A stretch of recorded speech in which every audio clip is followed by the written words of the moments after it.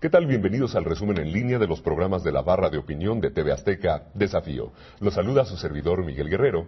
Y Erika Medina. ¿Qué te parece si comenzamos? Comenzamos, Miguel. Esta semana en el programa Entre Tres, los economistas Raúl Félix e Isaac Katz alertaron sobre una posible inflación a corto plazo en nuestro país, de darse una escalada de precios en alimentos y servicios básicos. Concientizar a la gente que son 2-3 años donde la inflación se nos va a ir por arriba mientras se dan los ajustes de precios, pero que vamos a ir hacia un objetivo de inflación del 3 o 3,5, porque si no, el problema es que entonces los sindicatos inmediatamente van a pedir aumentos salariales, todo el mundo va a aumentar sus salarios, las rentas van a aumentar y ya se habrá convertido el problema de un cambio de peso relativo en un problema de inflación. Aseguraron que la política de subsidios energéticos solo beneficia a las familias que más tienen. Es un absurdo que estemos subsidiando el consumo de los yates de los ricos de San Diego. Bueno, eso estamos haciendo con esa política. Claro, ¿no? O sea, es una decisión realmente errónea. O sea, en términos de combate a el efecto del aumento en el precio de los alimentos sobre la pobreza, por ejemplo, es mucho más eficiente dejar que los precios internos reflejen los precios internacionales de la gasolina y usar los recursos, una mayor cantidad de estos recursos, para hacer unas transferencias directas y aún mayores a los de menores ingresos. En la entrevista con Sarmiento, tuvimos al director general del ISSSTE, Miguel Ángel Yunes, quien afirmó que la nueva ley del ISSSTE no afectará los derechos laborales de sus trabajadores. Pero mejor hablemos del amparo que interpusieron más de 200,000 trabajadores en contra de esta nueva ley y veamos quiénes son realmente los que se beneficiaron. Yo creo que la mayor parte de amparos fueron consecuencia de una actividad de abogados realmente sin escrúpulos, que engañaron a las personas y que les cobraron, No fue gratuito, fue que calcular que eran 250,000 amparos más o menos, y que por cada amparo... Pero todos calcados unos de otros. Era una fotocopia, ¿no? Sacaban una fotocopia y la vendían por todas partes, y vendían la certificación de la credencial del trabajador, en promedio 500 pesos cada uno de los amparos. En Xalalá, Guadalupe Loaesa platicó con Sabina Berman y Katia de Artigues de sus gustos y su afinidad por la izquierda. ¿Se puede amar a Nina Ricci, a Tane, a París y decir primero los pobres? Nina Ricci no nada más era el lujo por el lujo, era cultura también, había mucha cultura detrás de todas esas tradiciones, porque los de izquierda, ¿cómo te ven? Por ejemplo, yo me acuerdo del 1+1, yo me sentía muy desadaptada, se me quedaban viendo el fisgón, el magú, sabes, así, inspiraba desconfianza. No me creían sincera, yo lo puedo comprender, ¿entiendes? Pero traía mis uniformes, que eran los vestidos de Nina Ricci, pero para mí eran uniformes. A ver, ¿tú eres Adelita? Sí. ¿Del PG? ¿Tú, ¿Eres Adelita del PG? No, no soy Adelita. ¿Por qué? Porque ahí sí sería falso.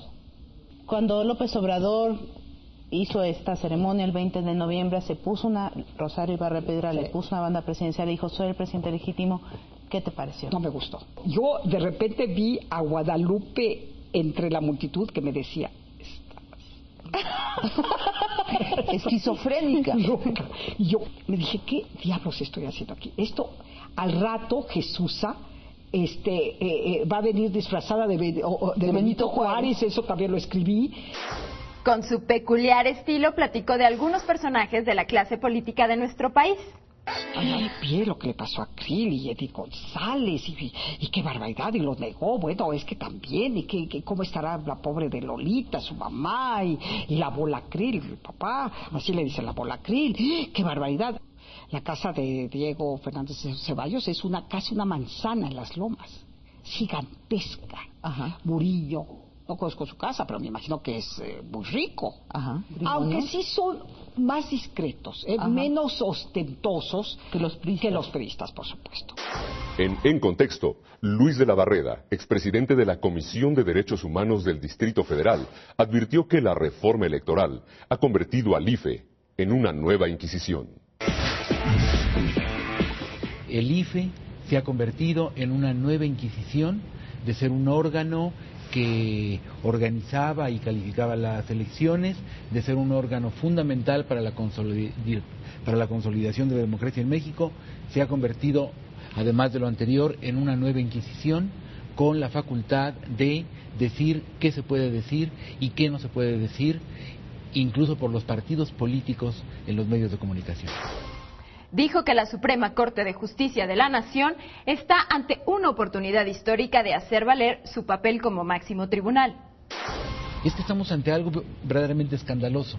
A mí me sorprende que el escándalo ciudadano no sea mayor. ¿Qué pasaría si se presentara como candidato a una elección alguien que abiertamente fuera admirador de Hitler, abiertamente, explícitamente, o de Stalin, y que prometiera en su campaña que si llega al poder va a imitar a sus admirados dirigentes políticos, y que uno no pudiera siquiera decir esto es monstruoso? Esa es la reforma que ahora nos han impuesto y que estamos combatiendo, y yo creo que la Corte debe tomar conciencia de que está ante una oportunidad histórica de hacer valer su papel como máximo tribunal, no solamente de control constitucional, sino de control de que no se violen ciertos derechos fundamentales, ciertos principios sin los cuales no hay Estado de Derecho democrático. El abogado Fabián Aguinaco, defensor de los intelectuales que se ampararon contra esta ley, dijo que están dispuestos a todo para defender la libertad de expresión. Aquí estamos hablando de las violaciones a la libertad de expresión, que son muy claras, y de asociación y de igualdad. Entonces, se presentaría en esa comisión la denuncia para que, si ellos la consideren fundada, después la comisión demande al gobierno, demande al Estado mexicano ante la Corte Interamericana de Derechos Humanos con sede en San José de Costa Rica. Pero también están los tribunales de Europa, que creo que es otra vía abierta muy importante, porque hay la cláusula política en la convención que México firmó con la Comunidad Económica Europea. Y creemos que se está violando precisamente esa cláusula política al haber cercenado a las mujeres, a los hombres, a la persona de esos derechos humanos. Miguel, ¿es preocupante lo que está pasando con la libertad de prensa en el mundo?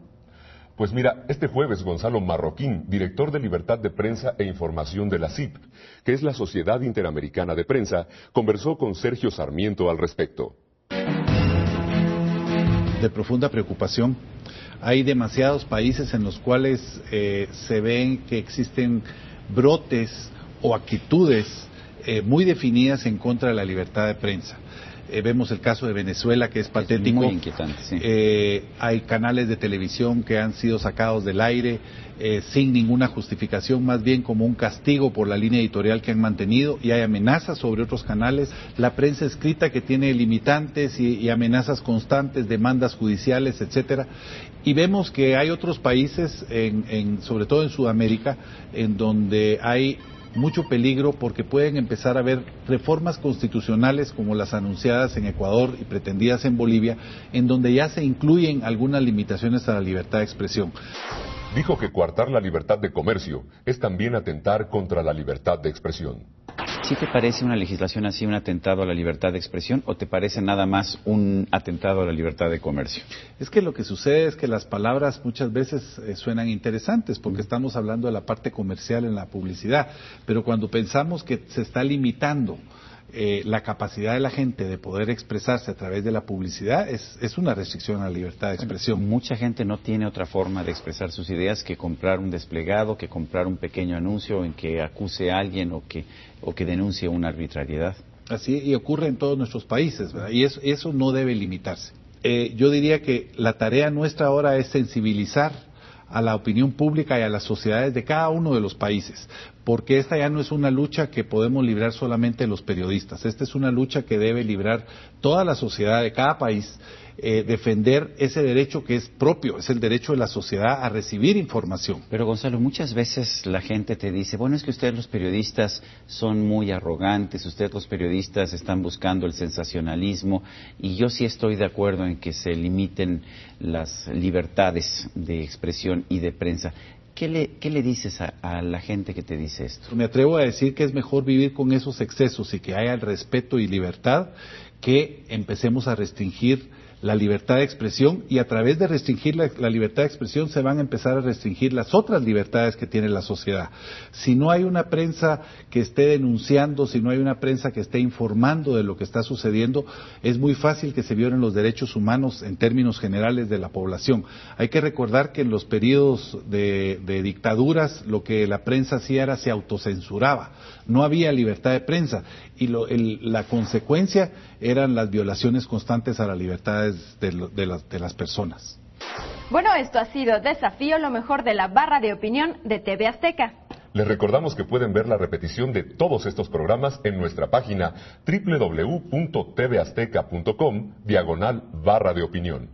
No dejen de conectarse con nosotros y le reiteramos la invitación para que no se pierdan nuestros programas todos los días por Azteca 13, de lunes a sábado a las 12 de la noche.